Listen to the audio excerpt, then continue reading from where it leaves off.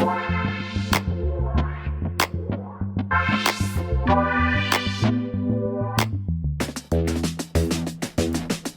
and welcome to Tigers by the Fire. This is episode 7. With me here today is Curtis and Dwayne. All right. And today we're going to be talking about a topic that is kind of intense. It's going to be racial policies of Nazi Germany and as well as Japan and experimentation on detainees. Some for medical, some for other purposes as well. So I think we're going to let Dwayne lead us off. He's going to give us a little talk about eugenics, and then we're going to go from there. All right. So as we know, when you study World War II, you often branch off to the Holocaust. And one of the first topics that are discussed is Nazi eugenics. So basically what Nazi eugenics are is a form of like a Nazi-fied biology. And it was basically the belief that pure-blooded Germans deserve to be in the German community and that they basically need an ethnic cleansing of Jewish people, Gypsies, blacks, people who aren't, fully German. They saw themselves as Aryan or Nordic or a Nordic race. And they basically pushed these ideas throughout the German communities. Yeah, when you look at the ideology of Nazism, it deals with the conservatism of the Nazi Party, this traditional view of race, and then, of course, the romanticized view of kind of the Nordic peoples and everything else. And that's something that I think Hitler really campaigned on, that whole idea of Aryan race and then unity through race was kind of a big Nazi ideology. Yeah, if you look at Nazi ideology, to me, there's a lot of mythicism with their belief that they're this superior race of everyone else. And really, with no scientific backing, they just believed these magical ideas about themselves and really saw Hitler as the catalyst to them achieving this mythical status. Yeah, he gets like almost like a messiah type look, especially as they get out of the Depression early on. And so you're right; it's definitely part of their mythos in Nazism. So legality-wise, they made this idea of something called racial hygiene that was being implemented way before 1933 when everything went chaotic.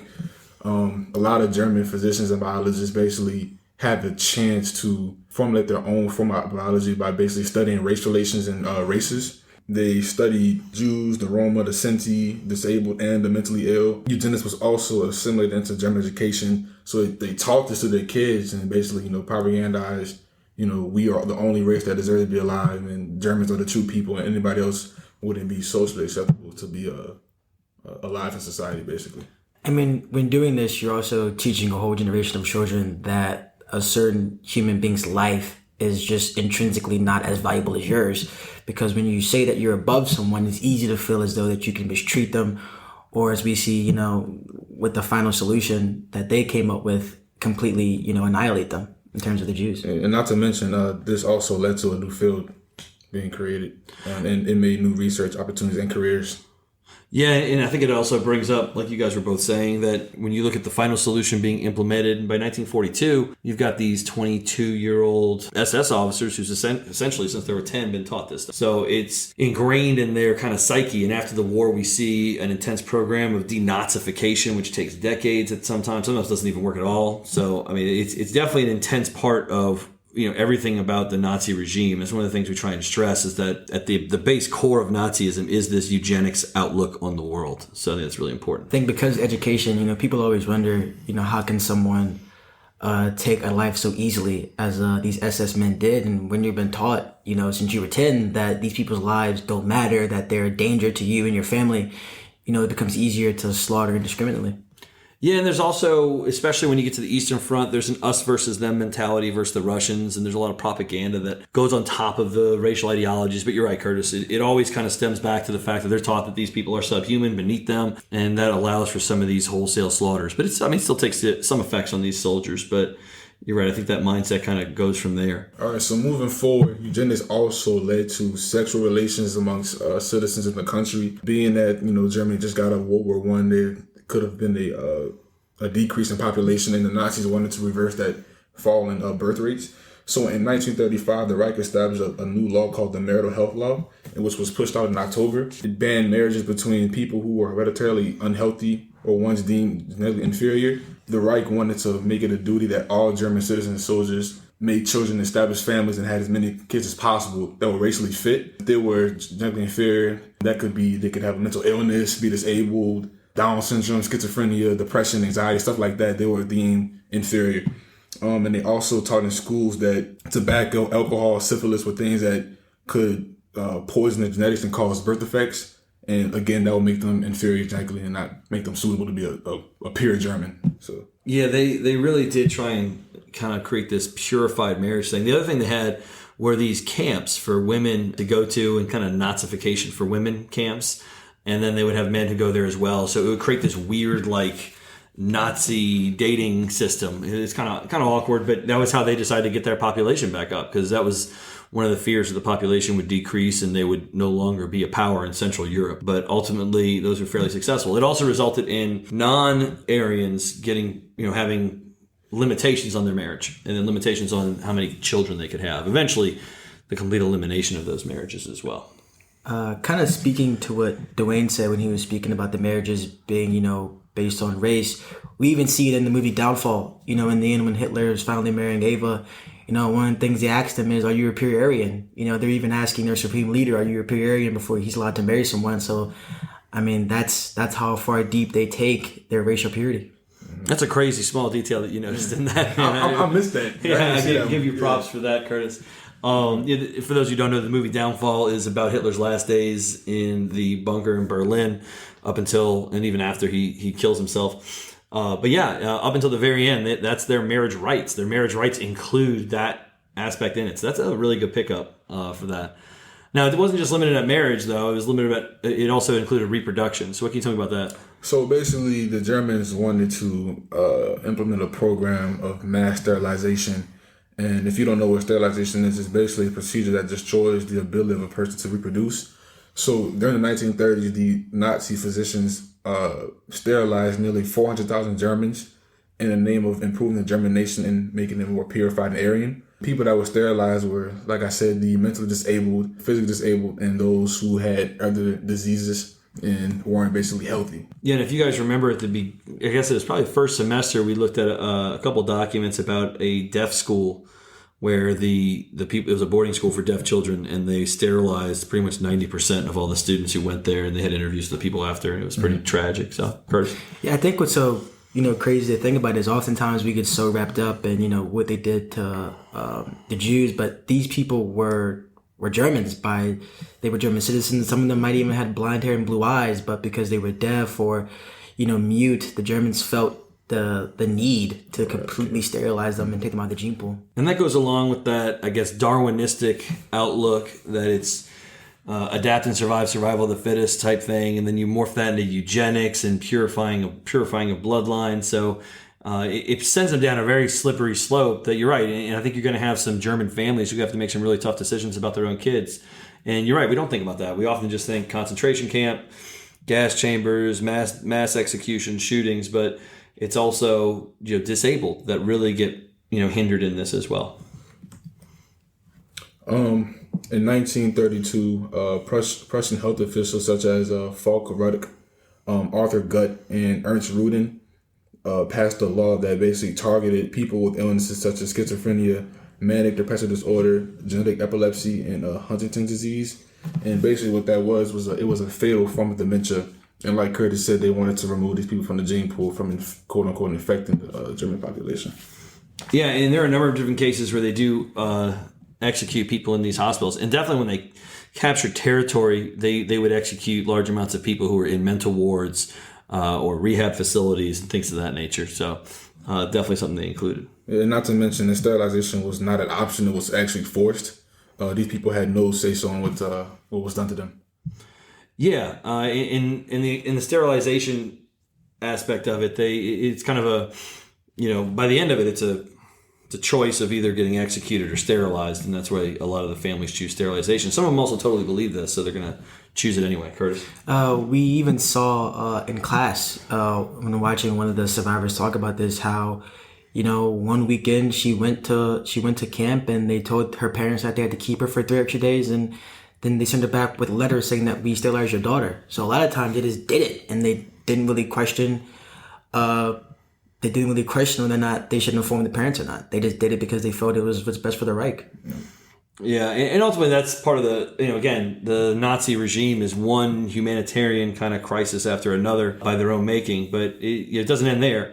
because I know you guys had some stuff about the experimentation they did on various groups. So what can you tell me about that, Dwayne? So yeah, being that eugenics was basically the platform that led to this experimentation, the Germans established dozens and dozens of concentration camps where they did perform these experiments on POWs and Jewish people and the Romans and the Sentis. Among these people were, of course, women, men, and children. They spared nobody. They basically forced prisoners into these experiments with no consent or volunteering. When these procedures were done, it often led to death, disfigurement, trauma, and permanent disability. And these were all rooted in medical torture. Yeah, it's all medical experimentation, testing out different forms of therapies, different drugs, seeing how the body reacts to different chemical agents. So some of it is for medical purposes, some of it's for execution purposes, torture purposes. It has a wide spectrum. I think we see a lot of this when we reach later on to get in Japan. But yeah, I mean, these experimentations that they did in large part in the concentration camps and also, at home. So we just see, once again, just lack of regard for human life. Yeah, and basically adding off what Coach Mike just said, the goal was to basically improve German military weapon personnel, find new medicines, cures, and make new weapons, and basically add on to the ideologies and eugenics programs. And so it didn't, just stop with that. There's also, like you said, a number of torture programs that took place with the Nazis. So what can you tell me about that? So one of the very prominent figures in this experimentation was Joseph Mengele. And this man was a monster. I mean, he experimented on kids and mainly focused on twins. He basically did this to show the superiority of heredity over the environment and to look for ways to increase German reproduction rates. Mengele carried out experiments on 1,500 sets of twins between the years of 1943 and 44 at Camp Auschwitz, and there were only 2,000 survivors from his experiments. Twins were split up by sex and age and were held in barracks in between experiments. These experiments consisted of amputations, infecting them with a plethora of diseases, and injecting dyes to their eyes to change the color. Mengele attempted to make conjoined twins by sewing twins together, which led to gangrene, then death. If one twin died from the experiment, the other would be brought in and eventually killed. After both deaths, the doctor would observe the bodies after experimentation. Yeah, when you talk about that, like 1,500 sets of twins, and it was 200 deaths, not 2,000. Oh. Yeah, 200 survived, not 2,000. But either way, I mean, that's just a lot of people. And for twins, too, that means they sought them out for this and, experimenting on the various different techniques. Some of this was medical stuff so they could treat their own army. But still, you can't really help but look at the maniacal kind of nature of this. And Curtis, this is very similar to some of the stuff that you looked up with the Japanese. Right. And I think, we don't really see this in Japan, what I'm about to say, but I think what makes Joseph so kind of scary to me is he would greet a lot of these kids with smiles and candy. I mean, you hear stories about kids who they actually liked him at first because he would greet you with candy and make you feel comfortable with him before he did this absolutely disgusting things to you and your sibling. Yeah, and they would try and make the kids, I think, sometimes feel safe, because you're in these chaotic camp environments. They get brought to Auschwitz where obviously people are disappearing, and they feel almost special or chosen. But the reality is they're going to have fates that are sometimes worse than the people who died initially because they're going to be tortured and everything else. Yeah, so basically from September 1942 to 43, most of the experiments were held at Ravensbrück concentration camp. At this camp, of course, bone, muscle, and nerve transplantation operations were done to benefit German soldiers. Subjects had their bones, muscles, and nerves removed with no anesthesia, and this resulted in mutilations and permanent disabilities. August 12, 1946, a survivor by the name of Jadwiga Kaminska submitted her testament. She stated that she was operated twice while she was at the camp with no anesthesia. She had no idea what the procedure was, but she did say that the operation was on her leg. Described how agonizingly painful it was and how after she was done, she received no treatment and she had a very high temper and she was very ill from the infection that she received. She also stated that pus leaked out of her wounds for months and she got no treatment for this. And she said the reason they did this to her was because that she was a young Polish woman. Yeah, and I mean, if you've ever had surgery, I don't know if either of you two have ever had surgery, just after you get out of it, you're very sore, everything's achy, but you're still on anesthetics and you have painkillers, and to do that without anything just seems excruciatingly painful to me. But yeah, I mean, this poor woman, we don't often think about, we see the physical, but the mental. I mean, to wake up one day and not even know what happened to you and your leg is oozing with pus. I mean, that must take an extreme toll on someone's psyche. So even after you've escaped situation, what can you do? Right. And just to know that this was done on you for no justifiable reason. And I kind of, while doing this research, I kind of felt as if these physicians did these experiments for fun and no like medical breakthrough or benefit. They just did it for their own pleasure just because they were not quote unquote Aryan. In my opinion, we see that a lot on the Japanese side. Just these wild, outrageous experiments that really don't seem to serve a purpose other than for these men to just see what would happen or to get enjoyment from it. Mm-hmm. Yeah, it's very bizarre stuff. And I mean, you have some other things on here, like I know freezing experiments where they test out low temperatures and what that can do to the body. And then, they try and use that I'm assuming for pilots because high altitude.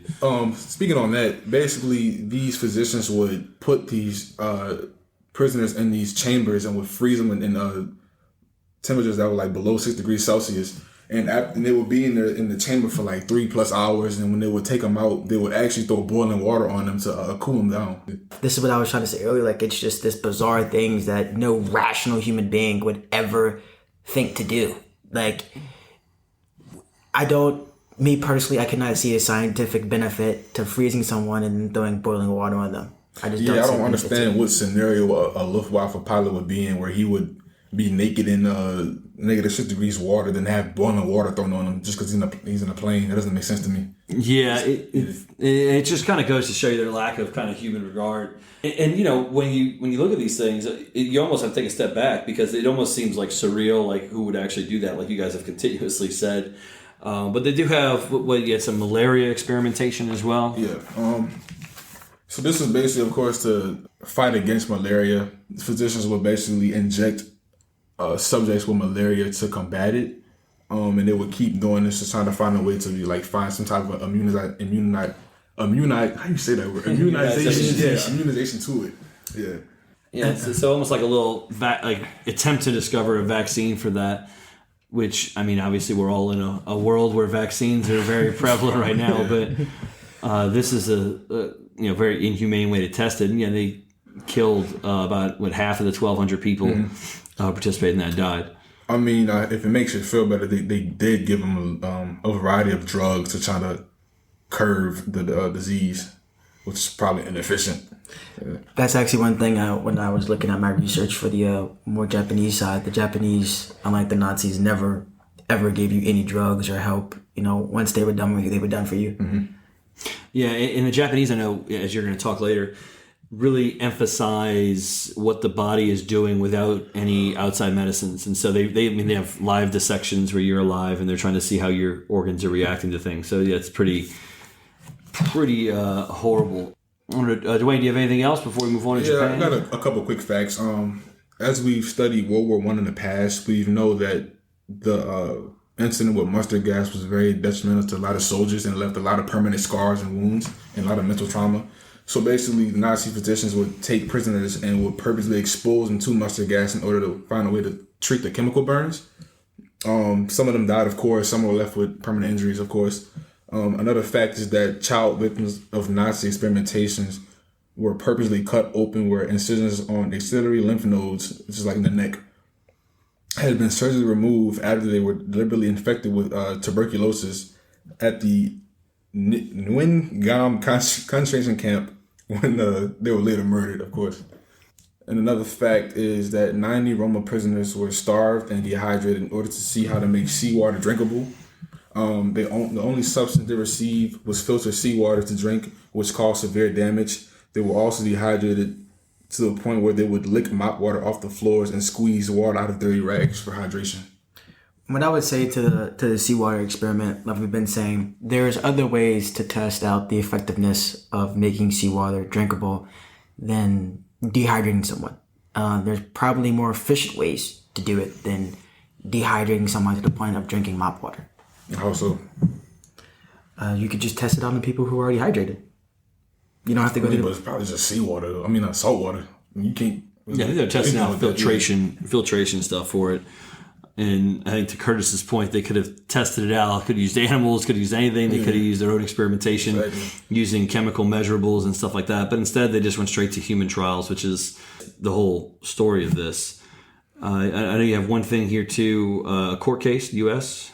Yeah, so the Nuremberg trials, they didn't just prosecute soldiers, they prosecuted everybody. One of the cases was the United States versus Karl Brandt. It basically involved high-ranking German officials put on trial in Nuremberg, Germany. 20 out of 23 defendants were German medical doctors who were accused of being involved in human experimentation, sterilization, and euthanasia. Of the 27, 7 were acquitted and 7 received death sentences. The remainder received prison sentences ranging from 10 years to life. Some of the prosecuted were Victor Brack, Rudolf Brandt, and Wolfram Sivers, who were Nazi officials. Joseph Mengele surprisingly evaded capture. These men were accused of war crimes, crimes against humanity, and being involved in the criminal organizations known as the SS. Yeah, in the Nuremberg trials is really where they try and hold these guys to account. And unfortunately, not all of them really get convicted either. They definitely have a lot that kind of get out, and that's the whole nature of that part of it too. But I think we're going to transition over to Japan. I know Curtis has done a whole bunch of research on the Japanese side of this, so because they have their own kind of messed up tale to tell. So Curtis. So one thing I'm going to preference everything that we're going to go into today was every experimentation that I'm going to tell you was performed without any anesthesia. So these people felt every cut, every infection they're about to go over. And unlike the Nazi doctors, there is no, I don't even want to say happy ending, but there is no justification because all of these men evaded capture by striking a deal with the U.S. So let's kind of get into it. Some of the experimentations included pressure chambers, where they would increase or lower pressure to see, at what point the human head might explode, or to see what else would happen to your body. They then proceeded to infect people with anthrax. The reason that they did this was they were preparing for a U.S. invasion of Japan, and they were willing and ready for chemical warfare, and they were going to attempt to pretty much wipe out as many Americans as they could before they ever gave up an inch of American ground, as we see it, with Iwo Jima and these other battles. They were extremely ruthless when it came to combat and protection. Yeah, all these programs were backed by the top Japanese universities. So just kind of imagine like our Harvard, partaking in this kind of situation where they're helping these monsters experiment on people. But the university did it in exchange for the research because, you're never going to get more cutting edge research than experimenting on a human person that's still alive. Yeah. And not to mention, the Nazis were actually more organized in their experiments than the Japanese were. As Curtis said, they were more ruthless and barbaric with their experimentations on people. Right. We see. There's a story of a Japanese doctor actually going to rape a woman, but he was unaware that they had infected her with syphilis. And when he found her, her groin region actually had pus oozing from it, so he couldn't rape her, so he just killed her. So we see situations like that where these Japanese doctors and soldiers were just absolute barbarians, and in my opinion, were not concerned about medical knowledge at all and just wanted to inflict as much damage on the Chinese as they could. I think we don't talk about enough the human rights violations that the Chinese went through during World War II. We focus a lot on all the German atrocities, and I feel like, I don't want to say Japan gets a pass, but we don't talk about, the rape of Nanking as much as we might talk about, Polish ghettos. And I think we need to be frank and honest and say that, yeah, the Japanese did these horrible things as well, and we did let them off the hook in exchange for this information. And not just the information, it's in exchange for the fight against communism in East Asia, right? Some of that has to do with the U.S. wanting Japan to be an ally in this new Cold War that's going to develop in 1946, 47, 48. So you're right. They do get kind of left the hook. Now, as far as in classes go, you're right. If you look at like an American history textbook, it's really going to be very heavy on Germany. And I want to say, one of you guys even brought this up, that I think in literature classes, you probably cover the Holocaust, by the time you graduate high school, probably 6 times throughout with various readings or short stories or novels. So, and we don't look at this really at all. Mm-hmm. So why do you think that is, by the way? I feel as if it's done just...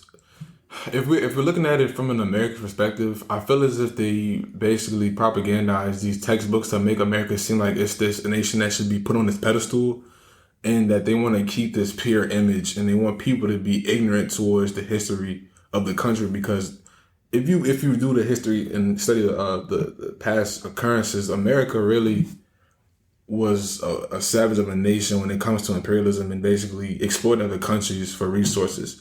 And so they kind of like want to hide that history so people can have this patriotic sense that America's the best country, and they want to make it seem like it's pure. I think sometimes, there can be half-truths that take place in history textbooks. Now, certainly, I think the ones that are more modern tend to be a little bit better with that, but there's always that in a U.S. history class kind of slant, if you will. There's no doubt about that. Curtis? I think it's real easy if you're an American to kind of put this harsh light on the Nazis, even though they look like Americans. I think it's very easy because then we can say, but look, we got the bad guys. We have a Nuremberg trial. We can say we arrested these savages. We gave them death penalty or we gave them life. And every leader of the Nazi party is either executed or kills themselves as a result of the trials. It's hard to do that with Japan when the emperor stays. Most of his aides and leadership stays with him as well. And we let these doctors off the hook because we, like Coach Alvarez was saying, because we need help versus communism. We want the research. So it's hard to tell your children about these things. And then when they ask you, oh, but did we get the bad guys? And we say, well, no, we made a deal with the bad guys. It's hard to teach that in American class. It's crazy because in the Nuremberg trial with the doctors, a lot of them were acquitted. They didn't receive any type of punishment. They let them go. Yeah, they let a lot of those doctors go. And I think that's one of the things we often, again, even in a textbook, they'll talk about the Nuremberg trials, and you assume that everyone went to jail. And you have people who are responsible for thousands of deaths, and they go to jail for 10 years. Yeah, and then they're out. And then you read like, oh, well, he was an accountant until 1974. And you're like, but 10,000 people that he's responsible for are dead. Mm-hmm. And then the other part, too, I think with the Japanese issues, you have to look at where this took place. A lot of this took place in China, who really by 1949 is communist, and where you don't have a relationship with him until Nixon. So perhaps that has something to do with it too. And then you have China's own records on this, I think, are kind of hit or miss in terms of, they don't quite know everything that I think happened. So I think that there's a lot of factors that play into it, though. Right, and one of the things that the Japanese were very obsessed with was syphilis. So what they would actually do was they would infect pregnant women with a disease who they had impregnated themselves. So through forced incubation or rape, they would impregnate these women and then give them syphilis in order to see the results of the baby, the results that they would have on the pregnant woman. Just this real, barbaric act, just for the sake of experimentation. Yeah, and I think rape is one of the things that if you're not familiar with World War II, you don't always associate with the Japanese. But if the more you study it, the more you realize the Japanese army rapes so many women throughout the entire war. I mean, obviously, Nanjing is the one that most people read about. It's usually in the textbook. But there are a dozen other Japanese cities that go through where you have like 100,000 women raped. In the Philippines, when the U.S. is liberating the Philippines in late 44 into 45, as we go to various locations, some of them major cities, we come by, and I forget the name of the city, but there's like 30,000 women who are raped in like a 2-night span. And it's absolutely insane the amount of rape that took place. So, I mean, experimenting with syphilis, that's probably one of the reasons as well, because that was one of the things that sidelined a whole bunch of their soldiers. In your research, did you find any like long-lasting effects of that STD being spread throughout families and stuff? I'm not gonna give an answer that I don't really know, but I'm not entirely sure. But I don't see how it wouldn't. I mean, when you're forcefully injecting large amount of people, we're talking, maybe 10 to 12,000 people with an STD. That's a problem. Mm-hmm. That's not just gonna stop with them. So yeah, I don't see why and how it couldn't. But I didn't find any of that research myself when I was looking at because the actual name of this experimentation branch was Unit 731. I did not find anything about their long-lasting effects. Well, and the other thing is too, also because of census data and everything else, we don't know how many of those people even survived. Right. So the Japanese, with their experimentation, as Curtis kind of illustrated earlier, they would do these experiments, and the people would be obviously alive, everything else, but then they would just kill them after. And so, who's to say if they have a baby born and they get the syphilis experiment, they didn't just kill the child within a year or two, or months. So it just kind of depends. And we believe that the number of deaths caused by this unit is upwards of 500,000, at around 580,000 people dead as a result of Unit 731. The leader of the unit was a man by the name of Shiro Ishii. Shiro did not go to jail after the war ended at all. Yeah, and again, I wonder if that is as much to do with us not fully understanding what happened until after, or if it's just making a deal with another Japanese official that can help in the rebuilding process, in the kind of Pacific rebuilding that takes place. So it's just kind of in there, because China was very mad about this, obviously, and still, does UN motions and stuff to declare that Japan committed genocide on them and everything else. So. And after reading these stories, it's hard not to agree with them. I mean, just the things that the Japanese people did is heartbreaking. Infecting pregnant with syphilis. There's a story about a Chinese woman who had frostbite. She gets gangrene. The dude goes in to rape her and then just leaves, and then proceeds doing experiments on one of her children. It's just this real dehumanization that we see in Nazi Germany as well, and we consider them a genocidal regime. So I don't quite understand why Japanese is off the hook. Now let me ask you this: why do you think it's important for students to learn about these types of aspects of both the Nazi regime and the Imperial Japanese regime? I think just like all history, I'm a firm believer that history repeats itself. I think until it never happens again. If we educate the youth about, how far the pendulum can swing with these type of race purity ideologies, 500,000 dead or 6 million dead, it becomes, we can learn and say, listen, we messed up here, but next time, we'll be better, so the next time a human crisis violation, happens, we know we can look at history, and we have people who are educated who can say, let's stop it this time. Yeah, I agree with Curtis on the history being repeated aspect. I myself believe that it's important to study all aspects of history, because you can't just know one side of the story. You have to know each side of the story, what happened, who was involved, because with that, you'll have a base knowledge and a general understanding that, not just this happened, and you just can't be one-sided. So you have to know everything that happened in history in order to prevent it from happening again. Yeah, and history's never a black and white type thing. There's never like a clear cut, every side is good or bad, and everything else, because as you guys have kind of said, I mean, you definitely see here the bad, and the United States obviously on one instance punishes some of this, but if it can benefit them, they're going to use some of this research to benefit their own kind of technologies, which is true. And then, of course, obviously, in one of our previous videos, we talk about the U.S. dropping bombs on civilians and everything else, which every side in World War II ultimately does. So, no, I mean, it's definitely some good points in terms of why you learn it. The history repeating itself thing, I think, is kind of interesting because, there have been other incidences like this with sterilization or mass raping. You look at Africa in various places, Darfur, places like that, where they had a lot of this stuff happen and no one seems to care. And in China today, obviously, you have certain things taking place where the U.S. is sort of acknowledging it, but not doing anything. Yeah, no one's going to do anything about it because they're too big. Mm-hmm. So, and there's a slave trade happening in Libya that's been going on for a while also. So, yeah, being that, like you said, it's important to educate and prevent it again. That doesn't mean that a country's going to step in and do something about it. You know what I'm saying? Right, and a lot of times, these countries that commit these crimes don't admit they did it until, 40 to 50 years down the line. I mean, Japan did not formally apologize until 1984. I mean, and they still argue about Nanking. They still say, no, it was only like 40,000 people. And China's like, no, it was like 300,000. And they have these huge numbers that they disparage over. I mean, you saw just really last week, the President of the United States acknowledged that the Ottoman Empire committed genocide against Armenians. And that was in the World War I era. So, and that's the first U.S. president to actually outwardly just say that and recognize that as a genocide. So, I mean, these things take a while for, I think, people